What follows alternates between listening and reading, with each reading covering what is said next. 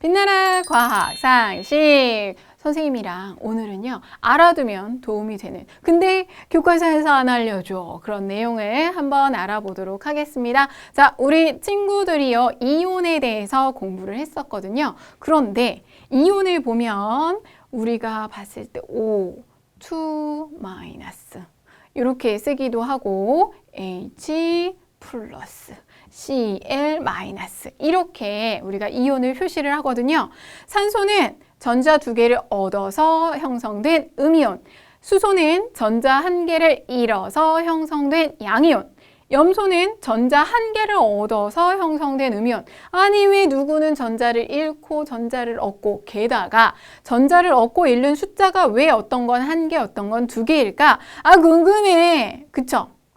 중등 과정에서 이걸 우리가 안 돼요. 근데 이렇게 잃고 얻는 이유가 있어요. 오늘 그걸 선생님이랑 체크해 보도록 하겠습니다. 자, 우선은 여러분들이 주기율표를 살짝만 보도록 할게요. 아이고, 보자마자 머리가 복잡하다. 그쵸?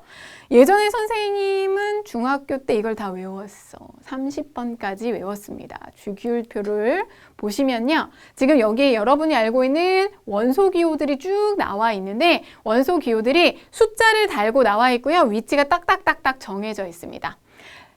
과학자들이 여러 가지 원소들을 발견을 하면서 얘네들을 봤더니 얘네들이 가지고 있는 양성자 수가 1개, 수소는 1개, 헬륨은 2개, 리튬은 3개 이걸 알았어요. 근데 플러스 전하량이 이렇게 3개, 양성자 수가 결국 플러스 전하량이 되거든요. 우리가 원자라는 걸 공부를 할 때 가운데에 핵이 존재하고 있고 핵 주변으로 전자가 돌아다닙니다 라고 이야기를 하죠. 마이너스 전기를 띤 전자가 돌아다닌다.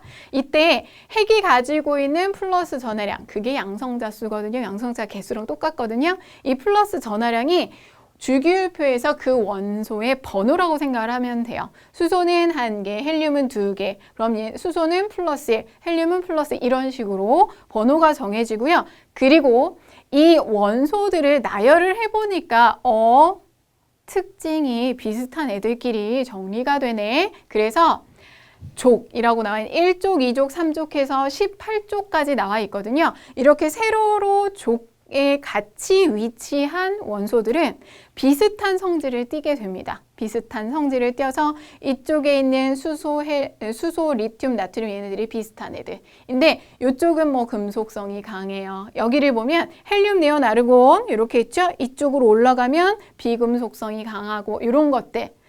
복잡하지. 그건 여러분들이 나중에 자세히 배우실 거고 중등 과정에서는 그냥 이런 주기율표가 있구나 정도 확인을 하세요. 그 주기율표가 성질에 따라서 이렇게 쭉 나열을 해 놓은 거구나 라는 거고요. 그리고 나서 주기가 있죠. 1주기, 2주기, 3주기, 4주기 이렇게 나와 있죠. 이게 요 핵을 둘러싼 전자들이 돌아다니는 길이라고 여러분이 간단하게 생각을 할게요.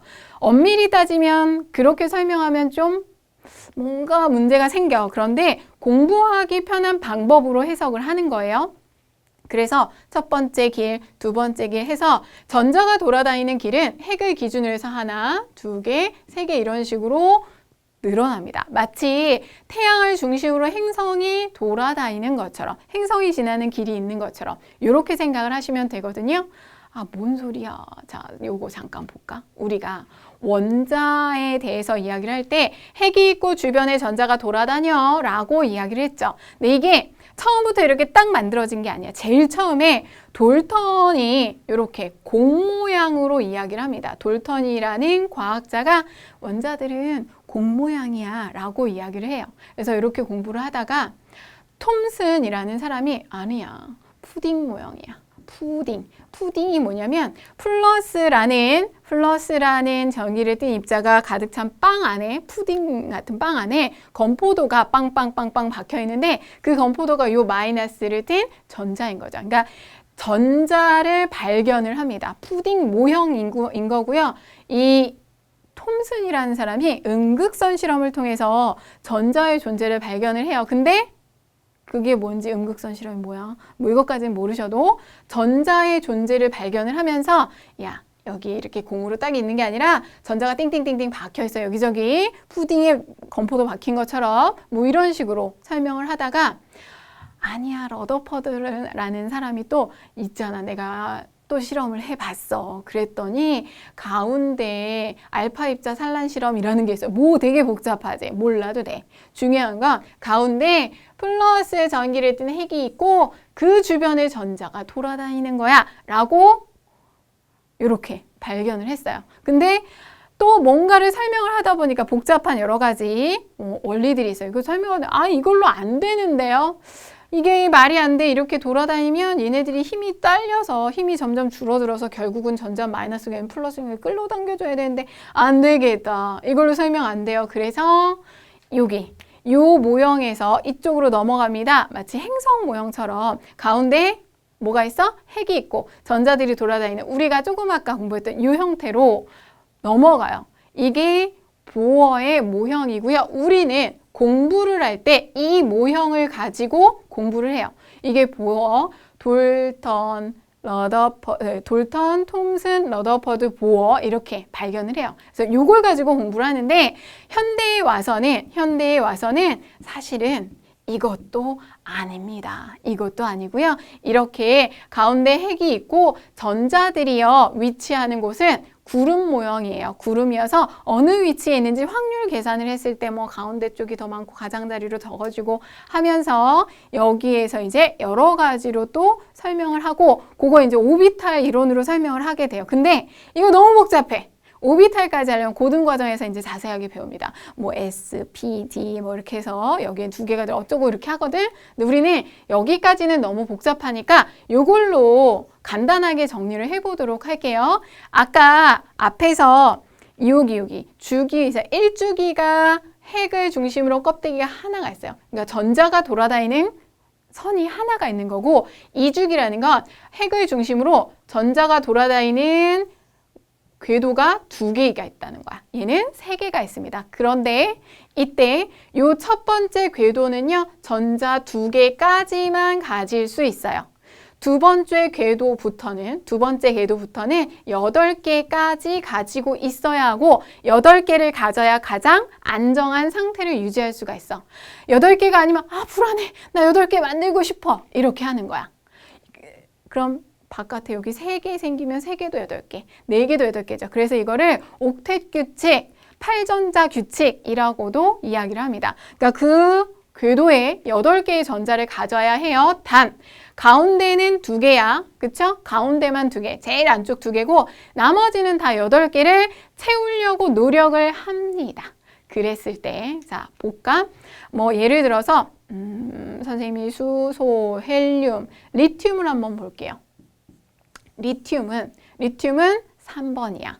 수소, 헬륨, 리튬. 자, 여러분들 여기 보시면 수소 1번, 헬륨 2번이죠. 얘네들이 가지는 플러스 전하량 개수가 그대로 번호가 되는 거예요. 수소, 헬륨, 리튬은 3번이죠. 3번이면 전자는 몇 개인 거야? 플러스 전하량이 3이니까 전자 수도 3개. 원자는 항상 중성이니까. 그걸 생각하시고 주기잖아. 그럼 얘는 자 결과적으로 따져볼게요. 선생님이 이거를 그림으로 나타내 줄게요. 자, 이렇게 하면 리튬은 핵을 가지고 있고 전자가 돌아다니는 게 2개가 있다라고 얘기를 했죠. 그러면 첫 번째 궤도에는 전자가 하나, 2개까지 채워집니다. 그리고 나서 두 번째 궤도에 하나 채워서 이제 전자 3개가 딱 맞춰졌죠. 리튬이 가지는 전자 수는 3개야. 그래서 이렇게 맞춰졌더니 나는 8개를 가져야 안정한데 불안해. 지금 8개가 안 되잖아. 그럼 여러분 생각해 볼까? 얘가 8개를 채우려면 7개를 어디서 가져와야 돼? 7개 어디서 가져오기가 쉽지 않겠죠. 차라리 하나 버리자. 차라리 하나를 버리면 내가 2개를 꽉 채운 상태로 유지를 할 수가 있잖아. 그래서 전자 하나를 버려요. 얘는 리튬은 전자 하나를 버려서 0이온이 됩니다. 다음 베릴륨은요. 그럼 4번이죠. 베릴륨은 4번이거든요. 그러면 핵이 있고 가장자리에 전자 하나, 2개 가지고 있고 이제 두 번째 궤도가 있어. 3개, 4개에서 4번이 만들어졌죠. 4개의 전자를 가진 베릴륨이에요. 근데 얘도 가장자리 8개를 채워야 하는데 제가요 8개 채우려면 6개를 어디서 가져와야 되는데 가져오기 너무 힘들어요. 그냥 2개 버릴게요. 베릴륨 2개를 버리고 양이온이니까 양이온이 돼요. 이런 식으로 되는 거야. 그러면 붕탄, 질, 산, 산소 한번 볼까? 산소는 가운데 핵이 있고 산소가 수, 해, 리, 배, 붕탄, 질, 산 8번이에요. 산소는 8번. 그러면 전자가 8개가 있다는 얘기거든요. 전자 하나, 2개 여기에 채워주고 2개 채웠으니까 셋, 넷, 다섯, 여섯, 일곱, 여덟이 되죠. 됐어요? 전체 전자수 8개. 8번이니까 플러스 전하량이 8, 전자수도 8개입니다. 그러면 이제 채워놓고 나서 가장자리를 봐봐. 하나, 둘, 셋, 넷, 다섯, 6개를 가지고 있죠? 저 지금 불안한 상태예요. 안전한 상태가 되려면 8개를 채워야 하는데 얘네는 6개를 가져오느니 2개 버리는 게 나았거든요. 근데 얘네 6개나 있잖아. 2개만 가져오면 돼. 그래서 바깥으로부터 2개를 가져와요. 바깥으로부터 2개를 가져와서 8개를 안정한 상태로 만드는 거죠. 그래서 산소는 전자 2개를 가져와서 안정한 상태로 만듭니다. 그래서 이렇게 만들어지는 거야. 이해됐어요? 이해되는가? 자, 그럼 하나만 더 해볼게요. 산소 다음이 플로린입니다. 자, 그러면 자 여러분들 플로린이 F인데 잘못했어. 자, 이렇게 하면 요거는요 몇 번이냐면 얘가 8번이고 9번이야. 플로린이 9번이거든요. 요 9번은 여기다가 그냥 여기다 쓸게요. 여기 하나 가지고 전자 하나, 2개 이렇게 채워지고 9번이라고 했죠. 하나, 둘, 셋, 넷, 다섯, 여섯, 일곱, 여덟, 아홉입니다. 그러면 이제 9번까지 했으니까 가장자리만 볼게요. 하나, 둘, 셋, 넷, 다섯, 여섯, 7개잖아. 그러면 7개를 버리는 것보다 하나만 가져오면 8개 전자를 채워줄 수가 있죠? 안정한 상태가 이루어지죠? 그래서 얘는 전자 하나만 밖에서 데려올 거예요. 밖에서 하나만 데려왔어요. 그러니까 음이온이 돼요. 이렇게 해서 양이온과 음이온이 만들어집니다. 자, 이렇게 안정한 상태를 유지하기 위해서 어떻게 된다? 양이온, 음이온이 형성이 되고 어떤 건 2개를 잃고 어떤 건 2개를 얻고 이런 식으로 만들어지게 되는데 이거는 조금 아까 선생님이 얘기했죠. 보어의 원자 모형을 가지고 공부를 하는데 현재는 보어의 원자 모형이 정확한 맞는 모형은 아니에요. 하지만 우리가 공부를 할 때 이렇게 하면 이해가 쉽구나 해서 이렇게 이해를 하는 거고요.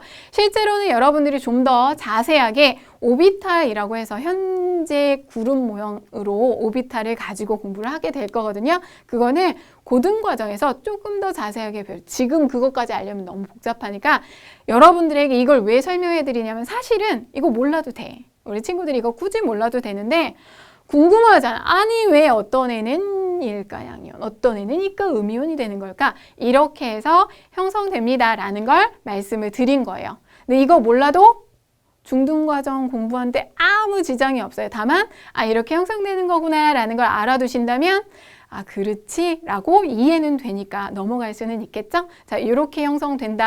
하나만 여러분들 해보시면 재미있을 것 같고요. 이왕에 이렇게 된 거 여러분들 지금 선생님이 여기 주기율표 이렇게 쭉 정리를 해드렸는데 선생님은 한 20번까지는 여러분이 순서대로 외워두시면 좋을 것 같아요. 수, 해, 리, 배, 붕탄, 질산, 플레, 나, 마, 알규인황, 염, 칼륨, 칼슘까지가 20번이거든요. 보시면 여러분들이 중등과정에서 사용하는, 중등과정에서 많이 보는 원소 기호들이에요. 20번까지 순서대로 외워두시면 그 번호가 곧 뭐가 되는 거야? 전자수가 돼. 그 번호가 곧 양성자 플러스 전하량이기 때문에 이렇게 번호 기억해 두시면 좋고요.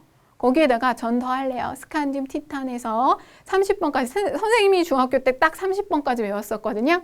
이 정도까지 외워두시면 좀 도움은 되겠죠. 근데 몰라도 크게 생명의 지장은 없습니다. 외워두시면 좋은데 몰라도 된다. 근데 이왕이면 외워보도록 할게요.